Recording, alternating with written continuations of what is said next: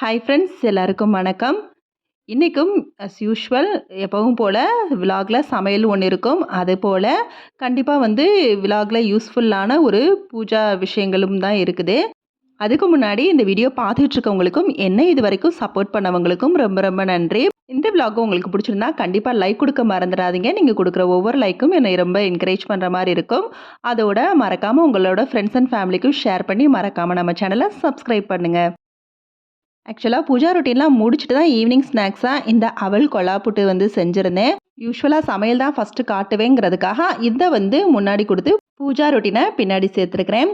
செவப்பு அவல் புட்டு தான் செஞ்சுருந்தேன். செவப்பு அவலை நல்லா பவுடர் ஆக்கியிருக்கேன் மிக்சியில் போட்டு. அதுக்கப்புறம் ஒரு பிஞ்ச் அளவு ஏலக்காய் பொடியும் உப்பும் வார்ம் வாட்டர் கலந்து கொஞ்சம் கொஞ்சமாக மாவோட கலர் திக்காகும், சேஞ்ச் ஆகும். அந்த நேரத்தில் நம்ம கொழக்கட்டை பிடிக்கிற மாதிரி பிடிக்கணும். ஆனால் அதை உதுத்து விடுறப்போ உதிர்ந்துடும். அந்த கன்சிஸ்டன்சி தான் நம்ம கரெக்டாக ப்ரிப்பேர் பண்ணுற கன்சிஸ்டன்சி புட்டுக்கு. இப்போ இந்த கொழாப்புட்டு கண்டெய்னரில் இதை வச்சிடலாம். ஃபஸ்ட்டு தேங்காய் பூ வைக்கணும். அதுக்கப்புறம் தான் இந்த புட்டு மாவை வைக்கணும். அப்புறம் தேங்காய் பூ, புட்டு மாவு, தேங்காய் பூன்னு வச்சு லாஸ்ட்டாக தேங்காய் பூவோடு ஸ்டாப் பண்ணி மூடி போட்டு ஒரு 10-15 நிமிஷம் வேக விட்டோம்னா சூப்பரான கொலா புட்டு ரெடி. ஆக்சுவலாக கொலா புட்டோட பின்னாடி அந்த தள்ளி விடுற அந்த ஸ்டிக்கை காணும். அந்த இது காணாதனால நான் தேங்காய் எடுக்கிற இதை வச்சு தான் அது கரெக்டான எனக்கு ஷேப்பில் கொடுக்கல. எனக்கு தேங்காய் எடுக்கிற கம்பி சின்னது, அந்த கொலா புட்டோட கம்பி நீளமாக இருக்கும். அப்போ ஷேப் நம்மளுக்கு கரெக்டாக வரும். சரி, ஷேப்பாக முக்கியம், எப்படி இருந்தாலும் நம்ம ஸ்பூனில் தான் எடுத்து சாப்பிட போகிறோங்கிற மாதிரி அப்படியே ஜீனி போட்டு சாப்பிட்டாச்சு. செம டேஸ்ட்டாக இருந்துச்சு. இதுக்கு பதிலாக நம்ம வெல்லமோ நாட்டு சர்க்கரையை ஆட் பண்ணி நம்ம கொலா புட்டுக்கு சாப்பிட்லாம். அடுத்ததான் பூஜா ரொட்டீன் தான். ஆக்சுவலாக லீவு விட்ட உடனே ஊருக்கெல்லாம் போயிட்டு பூஜா ரூம் அப்படியே மெயின்டைன் பண்ணாமல் வச்சுட்டேன். இப்போ தான் க்ளீன் பண்ணுறதுக்கான டைம் கிடச்சிச்சு. என்னோடய பூஜா ரூம் இது தான். ஆக்சுவலாக நிறைய வீடியோவில் காட்டியிருக்கிறேன். கீழே ஒரு கபோர்டு, இந்த பூஜா திங்ஸ் எல்லாம் வைக்கிறதுக்கு. ஃபோட்டோஸ்ன்னு பார்த்தீங்கன்னா வராகி அம்மன் என்னோடய இஷ்ட தெய்வம், இது என்னோட குலதெய்வம், இஷ்ட தெய்வம் ரெண்டுமே தான் காமாட்சி அம்மன். அடுத்து எல்லார் வீட்லேயுமே இருக்கக்கூடிய ஒரு லாங் ஃப்ரேம் ஃபோட்டோ. அப்படி விநாயகர், லக்ஷ்மி, சரஸ்வதி, முருகன், பெருமாள்னு எல்லா சாமியும் வந்துடுவாங்க. அது பக்கத்துலேயே பொள்ளாச்சி மாசாணியம்மன் கோயிலில் வாங்கின அந்த ஃப்ரேம், அதுக்கு கீழே தட்சிணாமூர்த்தி ஃபோட்டோ. அப்புறம் அன்னலக்ஷ்மி இந்த மாதிரி அரிசி காயின் வச்சு வைக்கிறது, சாய்பாபா, அன்னலக்ஷ்மி இந்த மாதிரி பச்சரிசி வச்சு வைக்கிறதே என்கிட்ட 2 அம்மன் இருக்காங்க. அப்புறம் இது லக்ஷ்மி. அப்புறம் விநாயகரே 2-3 வச்சுருப்பேன். மற்றபடி ஃபோட்டோஸ்லாம் அதிகமாக வச்சுருக்க மாட்டேன். ஆக்சுவலாக என்ன சொல்லுவாங்க அப்படின்னா, வச்ச ஃபோட்டோவே 2-3 ஃபோட்டோஸாக இருக்கக்கூடாது அப்படிம்பாங்க. அதனாலேயே ஃபோட்டோஸ் எல்லாம் ரொம்பவே கம்மியாக தான் வச்சுருக்கிறேன். இங்கே ஒரு கோமாதா சிலையும், இது நாகம்மாள். இது ஃபோட்டோ கிடைக்கல, எனக்கு அந்த கோயிலில் கொடுக்குற இந்த கார்டு தான் இருக்குது. இதை வச்சு தான் வெள்ளிக்கிழமை நான் பூஜை பண்ணுவேன். அடுத்து விளக்குகள்னு பார்த்தீங்கன்னா இந்த காமாட்சி விளக்கு அடியில் காயின் வச்சு தான் வைப்பேன். அப்புறம் குபேர விளக்கு 2 இருக்குது. அதோட வெள்ளி குத்து விளக்கு 2 இருக்குது. மொத்தம் 5 விளக்கு இதுவே. அப்புறமா அதோட விளக்கு என்னன்னு பார்த்தீங்கன்னா வராகி அம்மனுக்கு பெயிண்ட் பண்ண ஒரு அகல் விளக்கு. அப்புறம் எல்லா பூஜை ரூம்லையும் கண்டிப்பாக துணை விளக்கு வைக்கணும். இந்த துணை விளக்கு மூலயமா தான் மற்ற விளக்குகளை ஏற்றணும். இதில் தான் நம்ம சூடம், பத்தி, சாம்பிராணின்னு எல்லாத்தையுமே ஏற்றணும். நம்ம வீட்டில் ஏற்றுற காமாட்சி விளக்கில் அதை சூடம் இதெல்லாம் பற்ற வைக்கக்கூடாது. அடுத்ததான் நாகமாக்கு வச்சுருக்கிற தனி விளக்கு, அது வெள்ளிக்கிழமை மட்டும்தான் அதை ஏற்றுவேன். கீழே இருக்க கபோர்டில் பார்த்தீங்கன்னா நம்மளுக்கு பூஜா திங்ஸ் என்னென்ன தேவையோ அது ஃபுல்லாக இருக்குது. இந்த பாக்ஸ் உண்மையிலே ரொம்ப ரொம்ப யூஸ்ஃபுல்லாக இருக்குது. இந்த மாதிரி கம்பார்ட்மெண்ட் உள்ள பாக்ஸ் இருந்தால் கண்டிப்பாக விட்டுறாதீங்க. பூஜை ரூமுக்கு ரொம்பவே நம்மளுக்கு யூஸ்ஃபுல்லாக இருக்கும். இதில் சிரட்டையில் போடுற அந்த தூபத்துக்கு சாம்பிராணி, பெரிய கட்டி சாம்பிராணி, இது ரெகுலராக நம்ம செவ்வாய் வெள்ளி ஏற்றுற கப் சாம்பிராணி, பக்கத்துலேயே சின்ன சாம்பிராணியும் வச்சுருக்கிறேன். இது தாமரை நூல் திரி, இது விநாயகர் போடுறதுக்காக வச்சுருக்கிறேன். அப்புறம் திரி வகையிலே பெருசுலேருந்து சிறுசு வரைக்கும் வச்சுருக்கிறேன். அடுத்தது இது பச்சை கற்பூரம், அப்புறம் ஜவ்வாது, அப்புறம் சந்தன பவுட்ரு டப்பா. சந்தனம் மாத்திரையாக வாங்குறத விட இந்த மாதிரி பவுடராக வாங்கினோம்னா பாக்ஸில் இருக்கிறது செம்ம வாசனையாக இருக்கும். சாமி ரூமே நல்ல ஒரு தெய்வீக மனம் இருக்கும். பக்கத்துலேயே வெண்கடுகு, இது எல்லாமே சேர்த்து ஒரு பாக்ஸில் போட்டு வச்சுருக்கிறேன். ஒரே பாக்ஸில் இருக்கனால கிளம்ஸியாக இருக்காது, நீட்டாக மெயின்டைன் ஆகும். அடுத்து விசேஷ நாள், பெரிய பூஜை இந்த மாதிரிலாம் பண்ணுறப்ப நம்மளுக்கு இந்த தட்டு டம்ளர்லாம் தேவைப்படும். அதுக்காக தனியாக பூஜை ரூம்னே வச்சுருக்கிறேன். இந்த பாட்டில் பார்த்திங்கன்னா இது ஃபுல்லாக தீர்த்த தண்ணி, புத்தில் இருந்த தண்ணியோடு சேர்த்து கொடுத்துருக்காங்க. முக்கியமான நாட்களில் அதை தீர்த்தமாக குடிச்சிட்டு தான் போவோம். பக்கத்திலே காயின் வந்து வச்சுருக்கிறேன். கோயில் உண்டியல்ல போடுறதுக்காக காயின் வந்து சேர்த்து சேர்த்து வைப்போம். அடுத்து இது வந்து மெழுகுவர்த்தி. இது வந்து எனக்கு வந்து ஹிந்து, கிறிஸ்டின் அந்த மாதிரி வந்து மத ரீதியாலாம் போக பிடிக்காது. அதனால் கிறிஸ்டின் கோயிலுக்கு போகணும்னு நினைக்கிறப்பெல்லாம் ஏதாவது மெழுகுதிரி வந்து எப்பயும் வச்சுருப்பேன். அது வந்து போட்டு ஏற்றணும்னு நினச்சேன்னா போய் ஏற்றிடுவேன். அடுத்து 2 பேக் மாதிரி இருக்குது. இது வந்து என்ன அப்படின்னா சின்ன சின்ன பத்திரி கோயில்களுக்கு போகிறதுக்காக அதோட கலர் மெழுகுதிரி இருக்குது. அதுவும் அப்புறம் கார்த்திகை சட்டிலாம் நிறைய வச்சுருப்பேன். கோயில்களில் வார வாரம் ஏற்றணும், விநாயகருக்கு விளக்கு போடுறது இதெல்லாம். இந்த திரி வந்து எடுத்து வச்சுருக்கிறது நம்ம விளக்கு ஏற்றின பழைய திரி தான். இந்த பழைய திரியெல்லாம் எடுத்து ஒரு கிண்ணத்தில் வச்சு எப்போயாவது டைம் இருக்கிறப்ப நைட்டு வந்து வீட்டில் இருக்கிறவங்க எல்லாருக்கும் சுற்றி போட்டு நம்ம வெளியில் வந்து ஏற்றி விட்டுறலாம். அதுக்கு கீழே இருக்க பிராக்கில் வந்து போட்ரி புக்கெல்லாம் இருக்குது. அடுத்து இது வந்து பெரிய குத்து விளக்கு. அது கார்த்திகை அந்த மாதிரி முக்கியமான நாட்களில் ஏற்றுறதுக்காக வச்சுருக்கிறேன். அடுத்து அதோட கவர். எனக்கு மயில் இறகுனா ரொம்ப பிடிக்கும். ஆக்சுவலாக அந்த கோகுலாஷ்டமி அன்னைக்கெல்லாம் அப்படியே அந்த கிருஷ்ணர் அலங்கரிக்கிறது ரொம்ப பிடிக்கும். ஸோ அதுக்காக வச்சுருக்கிறேன். பக்கத்துலேயே இந்த சிரட்டையில் வந்து தூபம் போடுவோம்ல அந்த இது. இந்த கவரில் வந்து பழைய பூவெல்லாம் எடுத்து வச்சுருக்கிறேன் அதில் போடுறதுக்காக. பக்கத்துலேயே பூஜா ரூமுக்கு தேவையான துணியும் வச்சுருக்கிறேன். இங்கே என் ஆயில் பாட்டில். இது வந்து இந்த கூடை வந்து விளக்கெல்லாம் கழுவி வைக்கிறதுக்காக வச்சுருக்க கூட. இது வந்து பழைய ஃபோட்டோஸ் ரொம்ப டேமேஜ் ஆனதுனால இது வந்து ஆற்றுல தான் போடணும் பழைய ஃபோட்டோஸ் எல்லாங்கிறதுக்காக எடுத்து வச்சுருக்கிறேன்.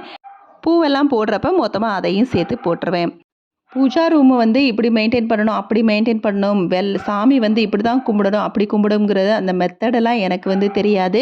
நம்ம எப்போவுமே நம்ம மனது வந்து அதை கும்பிட்டாலே வந்து போதும். விளக்கு வந்து இத்தனை விளக்கு தான் வச்சு ஏற்றணும், அத்தனை விளக்கு ஏற்றணும்னு தேவையில்லை.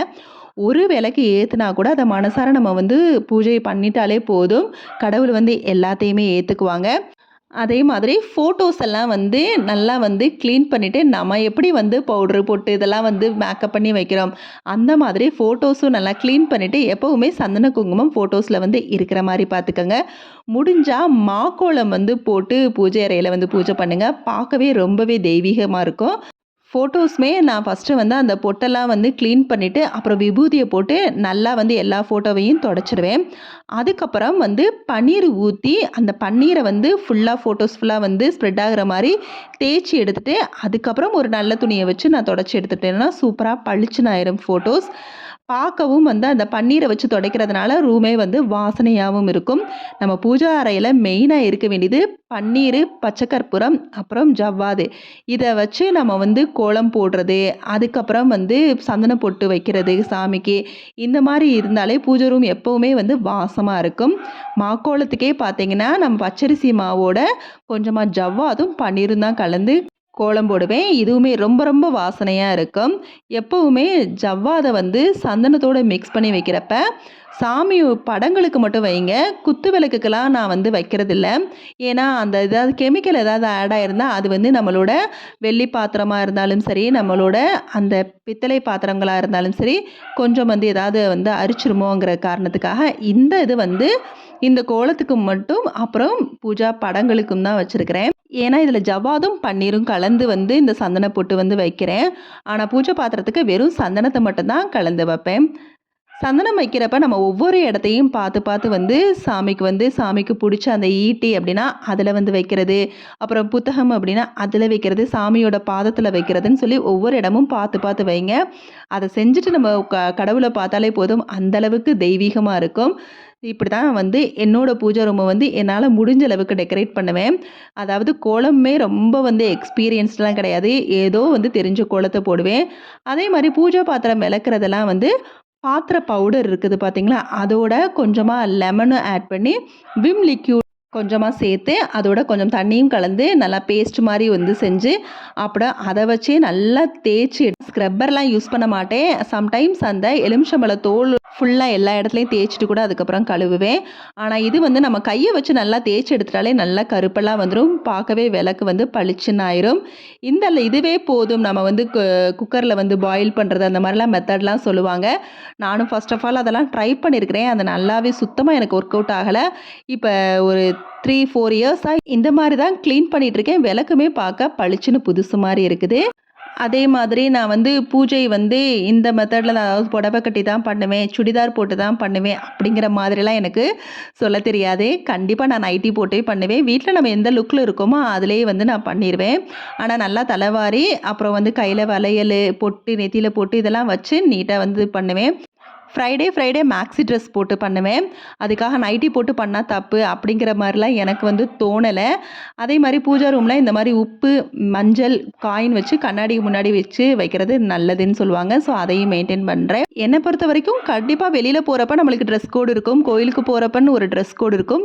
ஆனால் வீட்டில் இருக்கிறப்ப மேக்ஸிமம் எல்லா லேடிஸுமே நைட்டியோடு தான் இருப்போம். இப்போ தான் நான் வந்து நிறைய மேக்ஸி ட்ரெஸ் வந்து யூஸ் பண்ண ஆரம்பிச்சிருக்கிறேன். அதனால் நைட்டி போட்டு பூஜை பண்ணக்கூடாது, அதெல்லாம் தப்புங்கிற மாதிரி எனக்கு தோணலை. மனசு சுத்தமாக இருந்து கடவுள்கிட்ட நம்ம உண்மையாக நம்மளோட வேண்டுதலை சொல்லிட்டாலே போதும். அது மட்டும் இல்லாமல் பூஜை பண்ணிவிட்டு ஒரு சந்தேகத்தோடு நடத்திடுவீங்களான்னு சொல்லவும் அந்த மாதிரி நான் யோசிக்க மாட்டேன். எப்பவும் வந்து எனக்கு இதை செஞ்சு கொடுத்துருங்க அப்படிங்கிற மாதிரி எல்லா விஷயத்தையும் கடவுள்கிட்ட ஒப்படைச்சிட்டு வந்துடுவேன். ஸோ சந்தேகத்தோடு நம்ம வந்து பூஜை பண்ணக்கூடாது. ஸோ பூஜை பண்ணோமா, கடவுள்கிட்ட எல்லாத்தையும் ஒப்படைச்சோமா அப்படின்னு மைண்டை ஃப்ரீயாக விட்டுக்கோங்க. இன்னொன்று நான் பண்ணுறது என்ன அப்படின்னா, கடவுள்கிட்ட வந்து எல்லா விஷயத்தையும் ஷேர் பண்ணுவேன். சொல்லப்போனால் கடவுளுக்கு எனக்கும் ஒரு பாண்டிங் இருக்கும். நான் வெளியில் கிளம்பிட்டா கூட போயிட்டு வரேம்மா அப்படிங்கிற மாதிரி சொல்லிட்டு, வேறு ஏதாவது ஒரு சின்ன விஷயம் நடந்துச்சுன்னா, அம்மா இந்த மாதிரி நடந்துச்சுமா அப்படிங்கிற மாதிரி ரொம்ப ஒரு நல்ல ஒரு பாண்டிங்கோட இந்த ரூமில் வந்து எனக்கு வந்து இருப்பேன். எனக்கு கிச்சனுக்கு அடுத்து ரொம்ப பிடிச்ச இடம்னா பூஜா ரூம் தான். ஸோ அந்த மாதிரி நீங்களும் வந்து ஒரு பாண்டிங்கோட எல்லா விஷயத்தையும் ஷேர் பண்ணுற ஒரு வெல்விஷராகவும் கடவுள்கிட்ட பேசுங்களேன். அந்த ஃபீலே வேறையாக இருக்கும். நம்மளுக்கு பாசிட்டிவாக நிறையாவும் நடக்கவும் செய்யும். ஓகே, பாய்.